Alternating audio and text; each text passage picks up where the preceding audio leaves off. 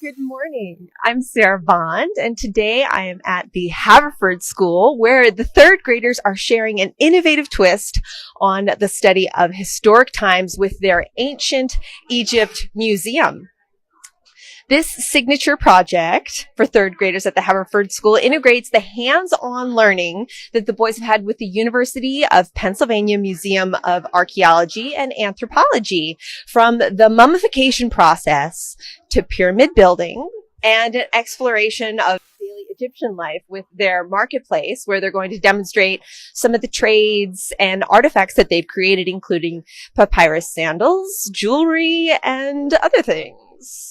So before we go and check out the marketplace, we're going to step behind the scenes and see a look at one of their skits that they're demonstrating to show off the things that they learned. Another thing that I should mention about the artifacts that they created is that to use technology into this project, they created web pages with photos that they took and descriptions of the artifacts. So they incorporated a little technology into this ancient history lesson. Can you tell me a little bit about this project and also about design thinking? Absolutely. Well, first of all, design thinking is really a creative way of thinking. It lets you, tap into your creativity. It lets you tap into who you are as a maker. And in our situation, we then follow the launch cycle. And as a learner, it's not a subject, but as a learner, it lets you think outside the box. It lets you take risks. It lets you make mistakes, learn from your mistakes, which is so key in third grade and across the whole school. Absolutely. So how did you incorporate that into introducing this project? Well, in the launch cycle, we posed a question, which was, how do artifacts in a museum represent the culture of the civilization? So we're doing ancient Egypt.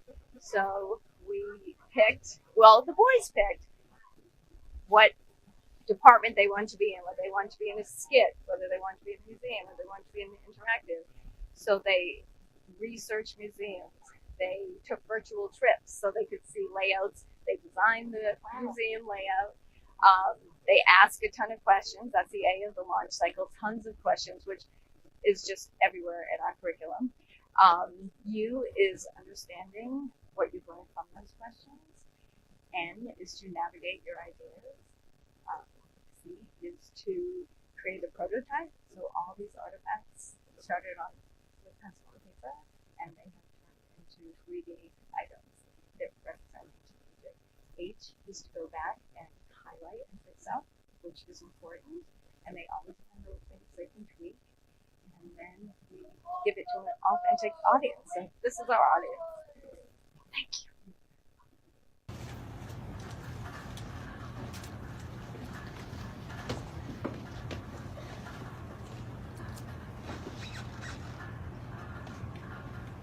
The corpse is now washed with wine and spices.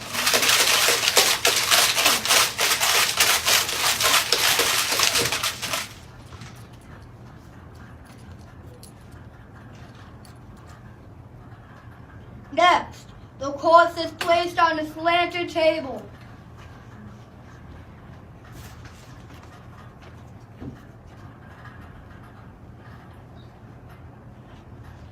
After natron is used to cover the body for at least 40 days.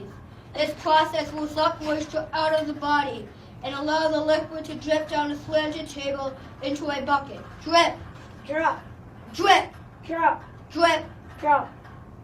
After 40 days.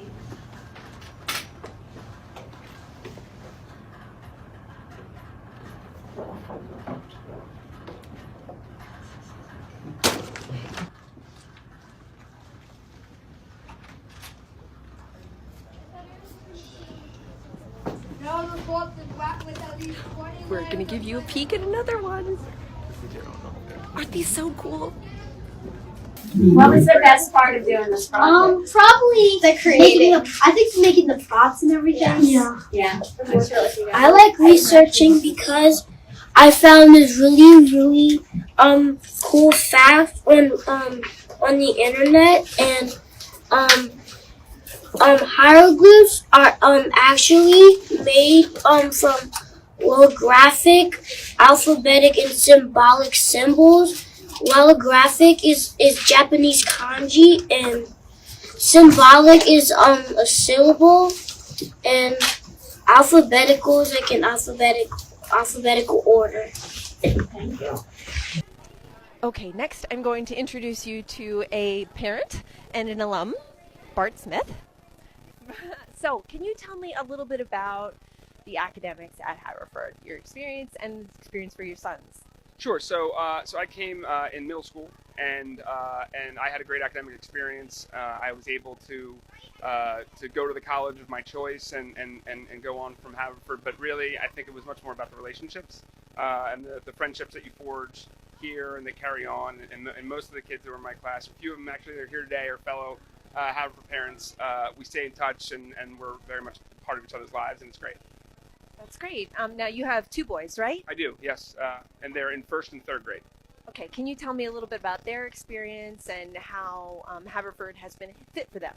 Yeah, so when I came to middle school, the lower school kids that had come in, with me, were, in my opinion, like much better prepared academically, and so I kind of always wanted to give my boys the ability to maybe get that kind of head start that I didn't.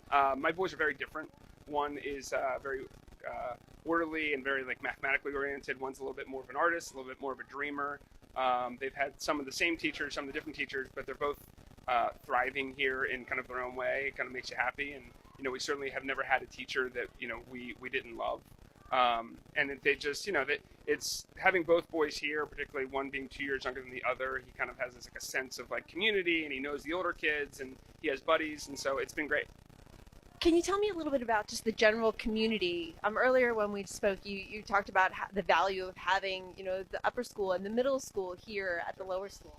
Well, so yeah, if you don't have a big brother here, they give you kind of older buddies, and so when they kind of matriculate on into middle school, you kind of go along with them, and so I think having one campus and one kind of sense of place where the kids kind of know they're going to be for a long time creates that community. I mean, community amongst parents is fantastic here, and they're great, but really it's about the boys and like their kind of community, and kind of they walk these halls and this campus every day, and they know they're going to be here for a long time, and it kind of, in a part of their life where they're kind of like evolving, and things sometimes, they're as they grow up to be young men, that their bodies change and their minds change, but that having kind of the campus and have it be kind of a sense of stability and kind of knowing where you're going to be for a long time, I always found that very valuable, and hope my boys do too.